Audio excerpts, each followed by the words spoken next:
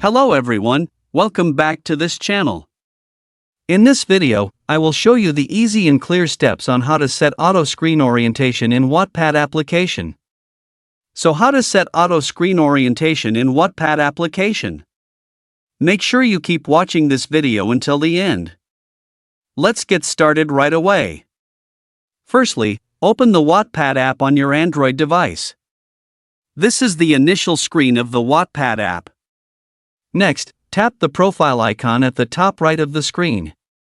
And a menu like this will appear. Tap the Settings menu at the top right of the screen.